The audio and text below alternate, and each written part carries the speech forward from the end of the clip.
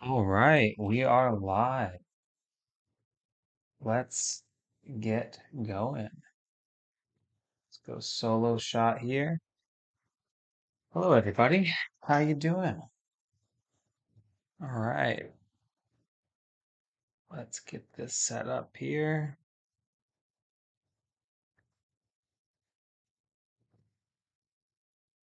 All right.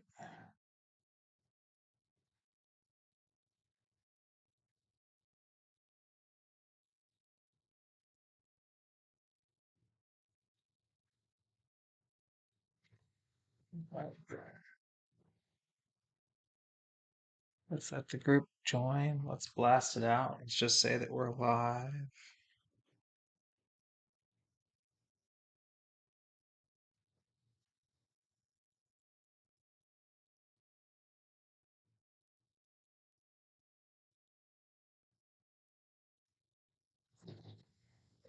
All right.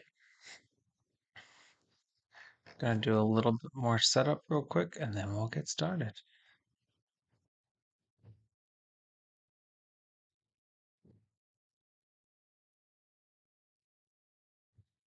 All right, here we go.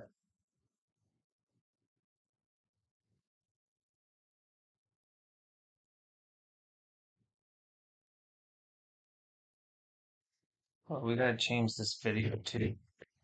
Change this picture.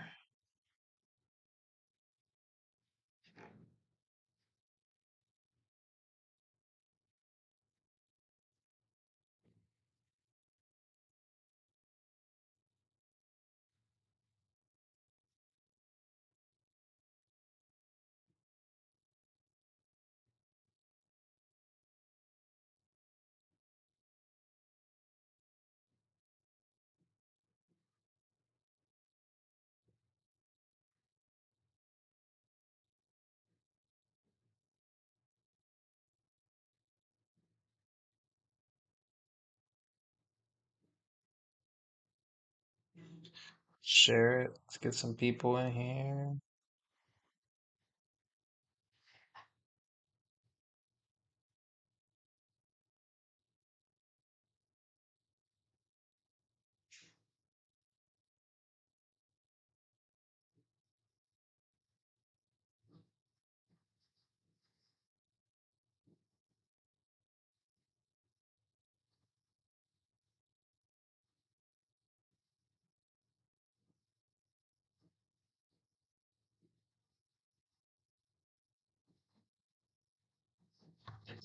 Here, one second.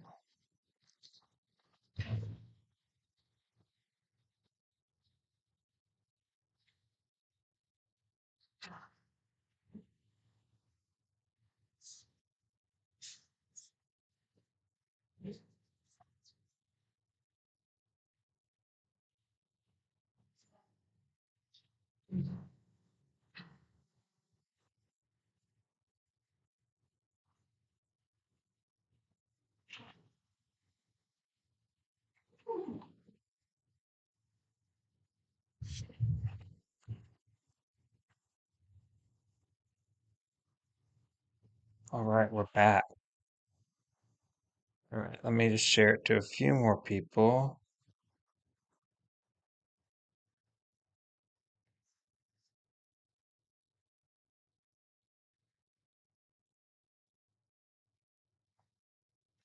All right, guys, let's get started.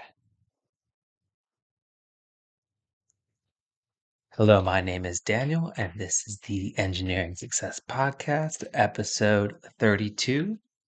Hello, everybody. We made it. We made it to episode 32. I took a 1 week break. Sorry about that. Things were a little bit hectic leading into our travels. But as you can see, our backdrop is not the fancy backdrop that you're used to. We are in Dallas, Texas. Rowlett. We're in the Metroplex. We're in Texas for the holidays. So Merry Christmas, Happy Holidays to you guys. I'm recording this on December 19th, so we're 5, 6 days out anticipating the holidays, and we're just really happy to be back home with family. So hopefully you guys are spending the holidays with the people that you care about the most. Podcast is going well. Life update is good.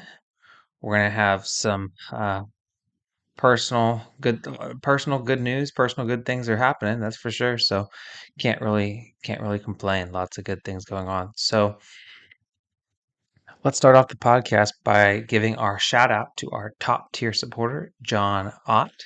John Ott is our top tier supporter of the podcast. Thank you, John, for your support of the podcast. Join John as a top tier supporter for $10 a month on Anchor or Patreon. You can go down into the description box below. You can be a top tier supporter of the podcast, and you'll get a shout out at the beginning of every single episode of the podcast. Also, if you want to write to the podcast, you can send in to Daniel at ENGineeRing Oh, yeah. If you've been listening to the podcast for a while, you'll notice that that is a little bit different. I have a website now. My website is ENGineeringsuccess.com, engineeringsuccess.com, ENGineeringsuccess.com. And you can write into the podcast by emailing Daniel at engineeringsuccess.com. And if you email the old email address, the Gmail, then I'll get it there too. But I'm going to be starting to roll out my new communication and my new domain name. So hope you guys like it. I'm spending money on it, just taking the time to make the investment, and I'm pretty happy about it. All right, what else? I think that's all the intro stuff. So, what else is coming up with the podcast? We are anticipating a interview with Mark Levine. I know I hinted that at the last episode. I've just been busy, but now that we're settled and I'm going to have some time off, I'm going to spend a little bit of time writing up an interview for him and a couple other people. I'm going to try to get a couple interviews lined up over the holidays, so that'll be exciting. And yeah, the podcast is growing. We're up over 8,000 views on YouTube, over 2,000 plays on all the different podcast aggregators. So definitely trending in the right direction with the podcast. So thank you guys for your support of the podcast, and make sure to check out the new website, ENGineering. It is time for some LinkedIn lunatics. All right, here we go. So this one's fun. Let me zoom in a little bit. There it is. Featured in LinkedIn top news. Let's zoom out just a little bit. All right. During a robbery in Zimbabwe. This is captioned things you can learn from an armed robbery. During a robbery in Zimbabwe, the bank robber shouted to everyone in the bank, "Don't move. The money belongs to the state. Your life belongs to you." Everyone in the bank laid down quietly. This is called mind-changing concept, changing the conventional way of thinking.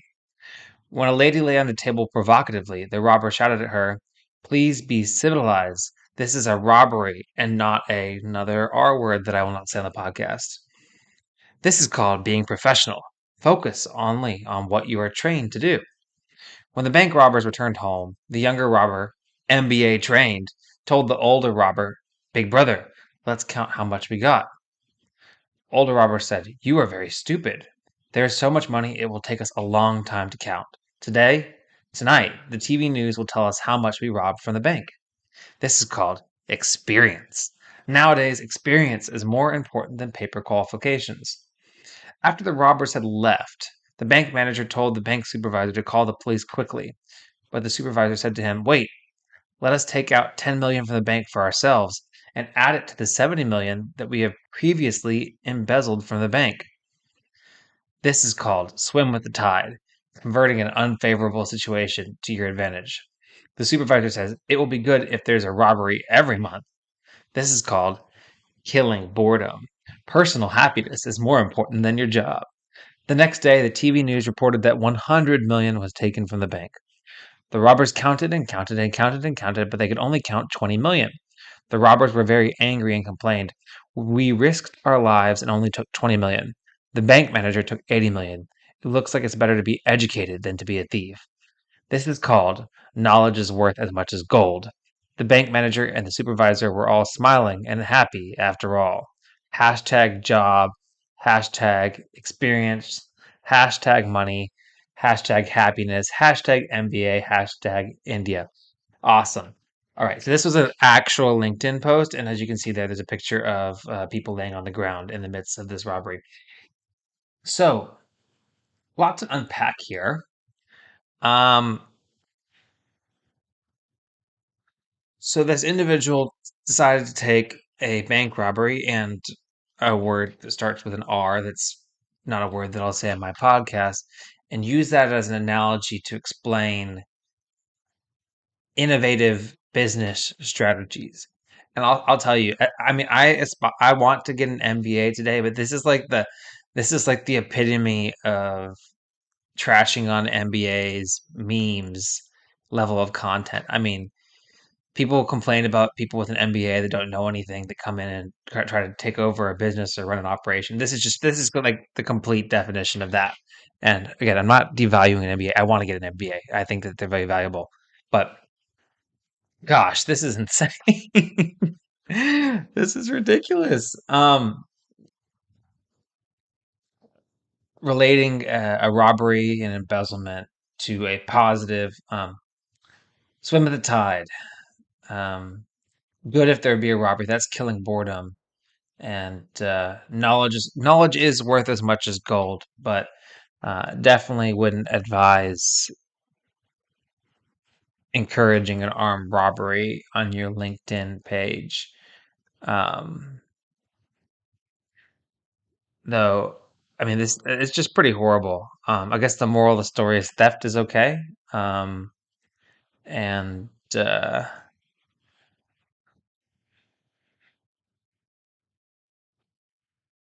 this is apparently a pretty common repost on LinkedIn. And so it was lazy of them to repost it, first of all. And second of all, it's a stupid analogy. So, no, I don't take any moral to the story of that one. So, I'm going to give him a 10 out of 10. That's a lunatic. Speaking of reposts, here's our next one. It didn't happen just once, but 6 times. So, there's a good one. Let me grow this a little bit.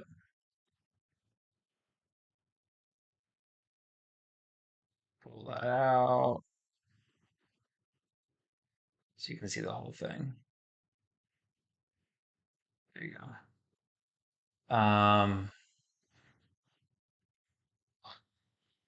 This one's titled, It Didn't Happen Just Once, but 6 times. The cab driver cried in front of me, saying I was his first customer in the last 48 hours. He said his wife is expecting groceries today at least. That virus is going to hit us so many ways, but the people who depend on the daily income are going to get hit.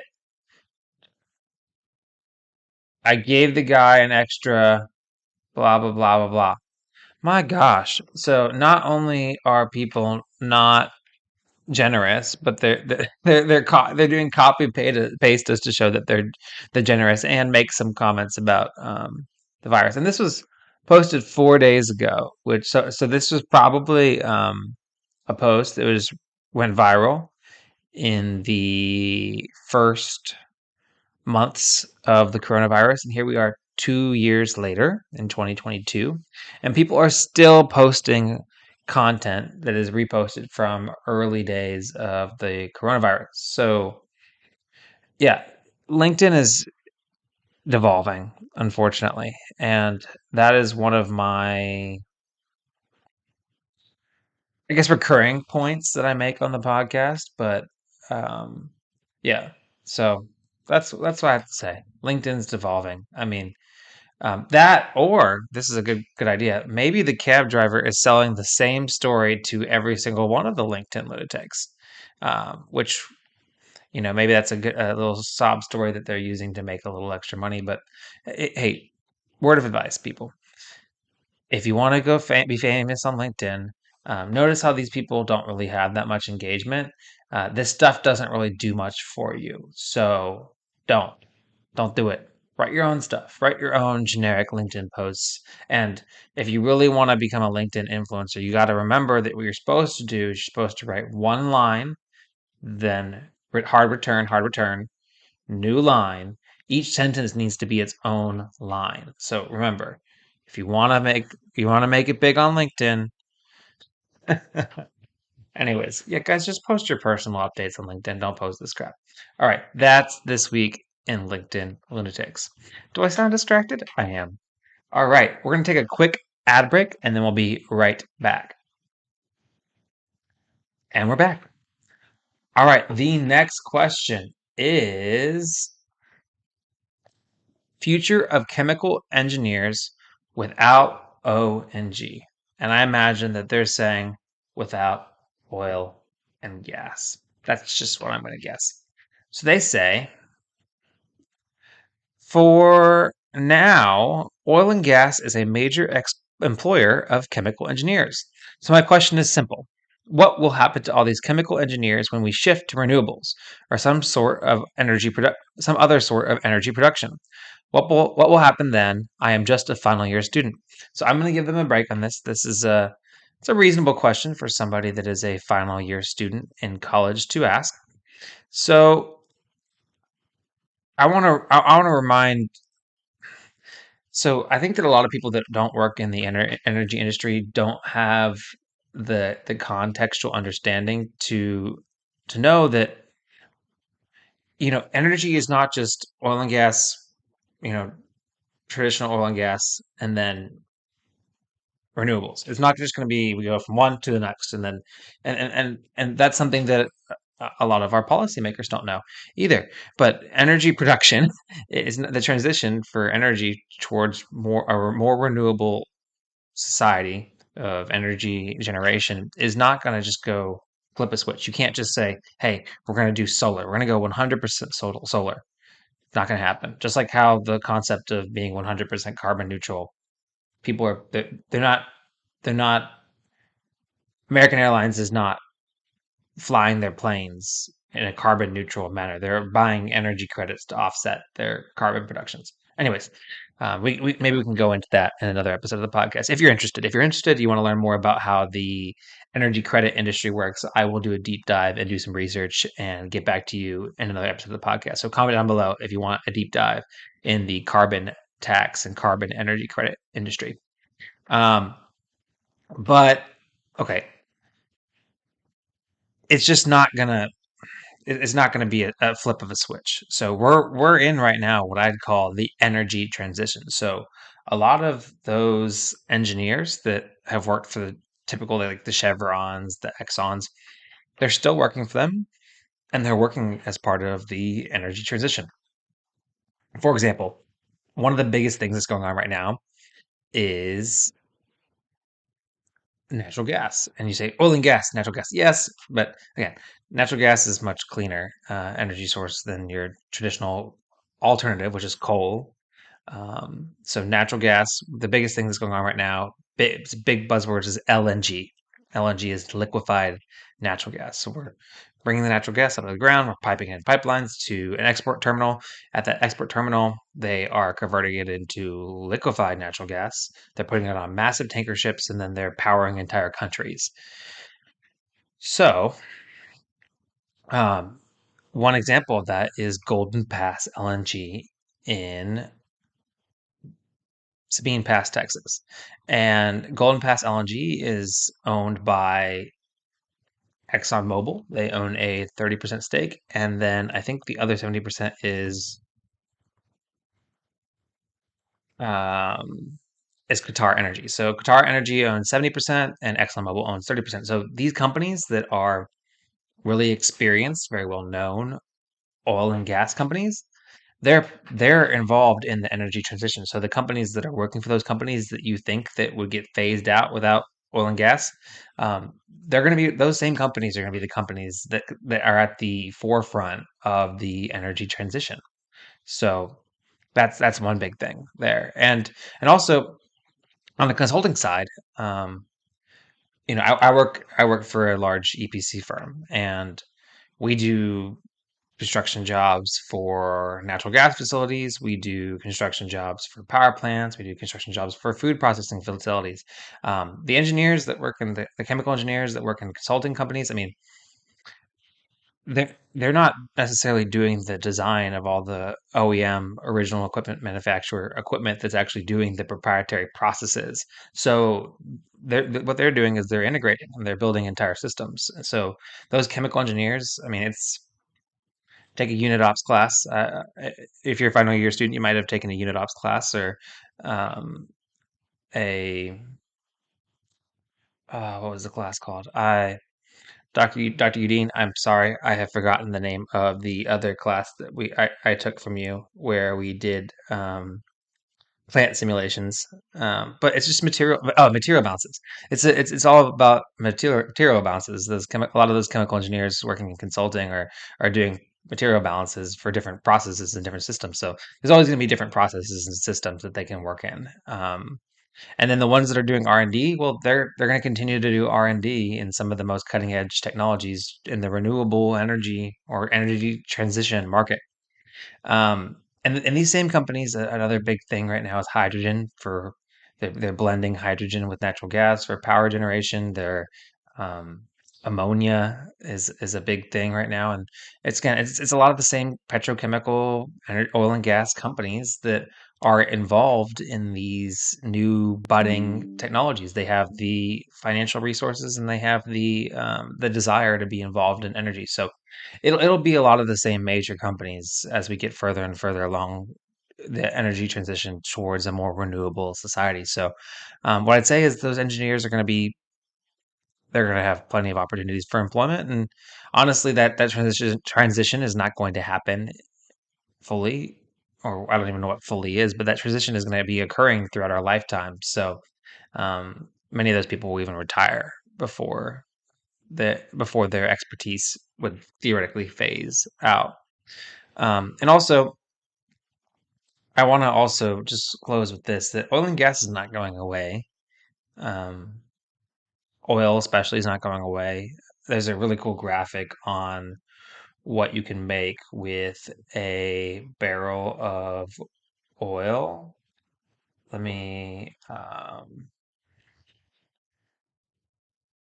let me see if I can find this. So, um, let's find this. What can you make with a barrel of oil? And it's a really cool image graphic that I saw. Here it is. So here's what can be made with 1 barrel of oil. That's not the right screen. Sorry, back to me. Let's try this. Let's save this image to my downloads. Let's uh, transition to this one. Let's add an image, add image. Let me upload this file. I'm sorry, guys. Uh, all right, here it comes. So what can you make from a barrel of oil? And again, this is not me like simping for the oil industry. This is just me being kind of realistic about what you can make with a barrel of oil, which is kind of interesting. So with 1 barrel of oil, um, you can make wax, you can make asphalt, you can make lubricants, you can make charcoal. You can make toothbrushes, you can make combs, you can make plastic drinking cups, you can make all these different things. So our society is way too reliant on plastic, which is a major byproduct of oil, for it ever to become irrelevant. So yeah, it's going to be around for forever. So, what's going to happen is, these chemical engineers that work in oil and gas are going to fit in. They're going to transition, and their companies are going to, as they pivot, they'll get moved around. But um, there is a future for chemical engineers as we continue along this energy transition. There is. All right. Next question. All right. Here's one. Asked for the salary range, got told, buddy, you're rustling some feathers here. After 15 minutes of being bombarded by questions like, tell me about your current responsibilities and what has your greatest accomplishment been? So now it's form questions, but over the phone. I finally get a word in to ask about the role. Pushed on salary range and got told, you're rustling some feathers here. The hiring manager will decide what the salary is after the interview process. Yeah, no thanks. I have 10 years of experience, a full time job, and other interviews. If there isn't a clear cut range in the first call, I'm afraid I can't play these games. Name and shame, ACI Worldwide. So, yeah, um, the hiring market is competitive. Um, and kudos to this person for valuing their time and valuing themselves enough to not bother wasting their time. Yeah, is it more common that salary gets talked about in the second interview? Yes, but that you should at least be as part of your application. You should set in a range. So asking them to confirm that their salary expectations are within the range that you sent in on your application, I think is the bare minimum. So yeah, companies are going to really have to. I mean, now, hiring market is kind of shifting. I feel like, depending on the industry you work in, it's still pretty favorable for the employee, but we're definitely heading in the opposite direction. So it may not be, potential employees might have to start putting up with a little bit more. But for those of us that's, are still employed um, and aren't experiencing massive layoffs in our industry quite yet, um, we can kind of push back on this. So, yeah, you're rustling some feathers here.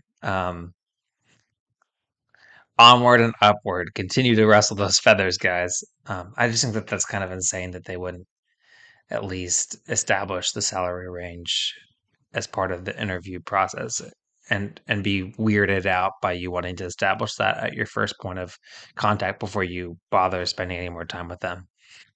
So good on you. All right. Next question. Should I reschedule my interview for my exams? I just got a reply from a super reputable company and they want to schedule a 30-minute interview this week for an internship I applied for.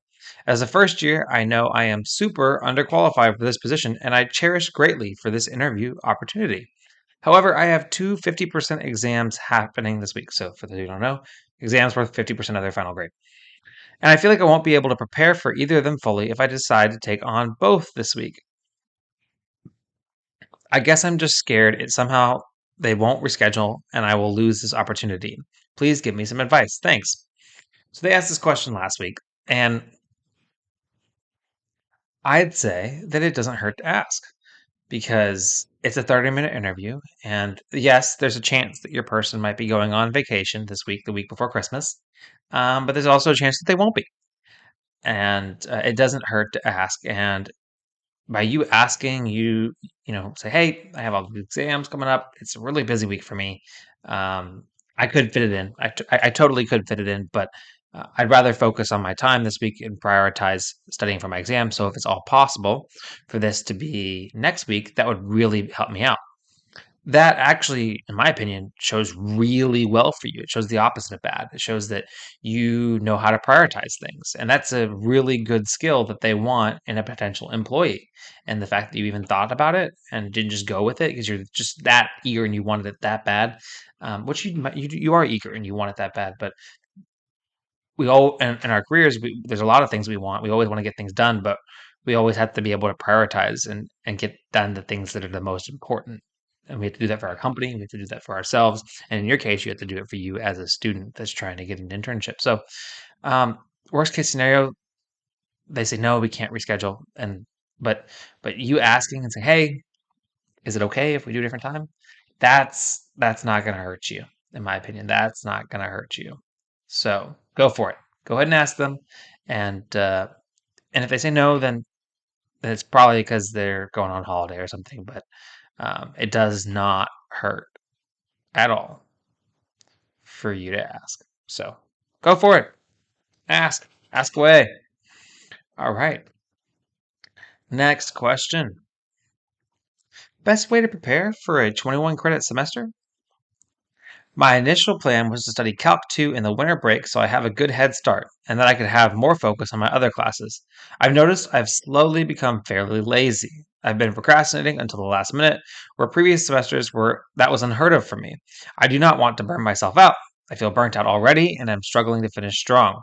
Should I focus on gaining my discipline back and taking a well-deserved break? My next semester will include Calc 2, Physics 1, Linear Algebra, Chem 2, Engineering 2, and Russian 2. Okay. Ready for this? The best way you should prepare for your 21 credit hour semester is by not taking 21 credit hours.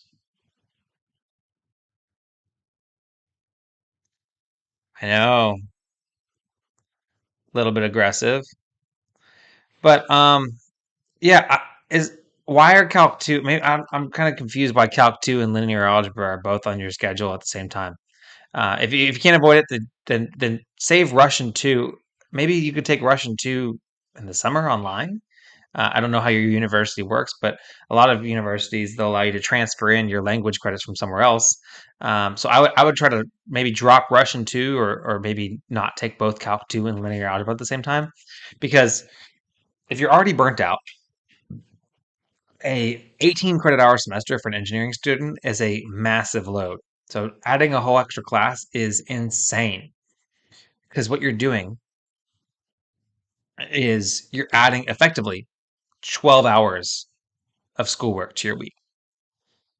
You have 3 hours that you're going to be taking in class, and then the rule of thumb is for every hour in class is not that's 3 hours outside of class. So 3 plus 3 times 3 equals 9.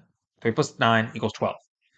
So that's 12 hours your week. So if you're already feeling burnt out and you're already procrastinating, first of all, it sounds like you're probably not going to prep over the summer. Over the winter break. And then, how many hours are there in a week? All right. So you have 7 times 24, right? So now let's subtract the 18 minus 18 for the 18 hours you're going to spend in class. Now minus 18 times 3. Now you're down to 96 hours. Now you're going to need, I don't know, 6 hours of sleep a night. Let's go 7 hours of sleep a night if we're being generous. So that's minus 7 times 7 is 49. 49 hours. So now you're down to 47 hours. So in your week, you are now down to 47 hours. So in that 47 hours, you can eat, you can sleep, you can spend time with your friends. You can spend some of that time commuting to class, getting back from class, just resting. But now you're going to take another 12 hours away from that. So now you're taking 12 out of 47 hours. So of all the disposable time that you have, you're taking 12, one fourth of it, 25% of all the disposable time you had left. You're cutting it by 25%. And you now are down to 36 available hours in your week to do not school and not sleep. That's insanity. So no, don't take a 21 credit hour semester. That's insane. That's ridiculous. Why would you do such a thing? Um, so if you can all avoid it, don't do it. That is what I'd say. Don't take a 21 credit semester. If you're doing this because of some nonsense that you want to graduate engineering early or something, why? Why? Don't do this. Don't do this. Please don't do this. All right. All right. Next question. Fiance and I are having a debate. Is the short name for calculus calc or cal? Okay, the answer to this is calc. Calc 1, Calc 2, Calc 3. Not cal. None of this nonsense about cal. So she says, I never heard of anyone call it anything other than calc. I'm a senior mechanical engineering student, but she, bio major, insists that it's cal. Okay, she's wrong. You, as an engineering major, you're basically earning a math minor as part of your engineering degree. So you're no, it's calc, not cal. Maddie, is it calc or cal? I've always heard calc. Thank you. Maddie says it's calc. All right. So the people of my podcast, it's calc. Luca, is it calc or cal? Luca says calc. All right. So the answer is calc. All right. One last question. The last question is, what advice would you give to an overworked person serving the final 2 weeks of their notice period? I have a 3 month notice period. I did all my work diligently for 2 months, gave knowledge transfer to the replacement, and went above and beyond what was asked. I assumed I would be relieved of a lot of responsibilities in the last month, but my manager is bent on giving me new responsibilities, and I don't see her making an effort to put the other people on the spotlight or even make them take the lead. Now down to 2 weeks, and I still have to take the lead for the new work. And my manager is trying to do the impossible and set the target for finishing the work in 2 weeks, which is impossible as it involves third parties whose availability is very limited. I cannot help but feel bad, as they never asked me to stay or appreciated my work. I cannot slack off as it is not in my nature to shrink from responsibilities. But it does feel like I am letting myself be drained and used. You are. Weirdest thing is my manager is not satisfied with my best anymore. She wants it all done at any cost, and there's no limit for her. Work till you drop dead without a timeline. Also, she called me separately and said I should not try not to destroy my career in the last months. Kinda a veiled threat, if you ask me. Here's what you do. Screw your manager. You gave them the 3 month notice period to offload you, and they decided to load you up with more responsibilities. Screw that. Screw that. No. If you are a person that works 40 hours a week, show up and work exactly 40 hours a week for the last 2 weeks. Don't work anymore. As your manager berates you, let them know that she should not try to destroy her career in the last couple months. And tell them to, well, don't, you may not say that, but th- this is not the kind of person that whose opinion you should really value. This is ridiculous. Everything that's happening is this manager's fault for not being able to manage the transition time. You gave them a 3 month notice. That is way more notice than you should be required to give them. Let's see where are you? Are you in a place with at will employment? Like, yeah. Do the relax. And it's just you're not screwing anybody over when you're giving them 3 months notice. That's insane. So just work it out, work out the rest of your period, and then block their number. If they call you afterwards, just ask them if they'd like to employ you as a contractor. I mean, if it's like anything other than like a basic little, hey, where's this question? But yeah, screw them. They obviously don't know how to manage transitioning their employees. So anything that happens negatively is on them. So wish you the best of luck, but give yourself a break. Take it easy on yourself and just kind of work and do what you can in your normal work hours and that's it. And you've done your work of trying to hand things off. And if your manager handed off new responsibilities to you without giving you the opportunity to transition those things to other people, then that's kind of on them. So, man, this manager of yours has really done a poor job of setting themselves up for failure. So, I wouldn't want to be them, but cheers to you for getting out of that situation. All right, guys. You've wasted another perfectly good hour, as my friends on Car Talk would say. Actually, it's only been 35 minutes, but you've spent a nice 35 minutes hanging out with me on this episode of the Engineering Success Podcast. Thank you for listening. Make sure to rate the podcast 5 stars. Leave a comment down below. Your engagement really helps me out, and consider supporting the podcast on Patreon or Anchor. Really appreciate your support, and I will catch you in the next one. Thanks.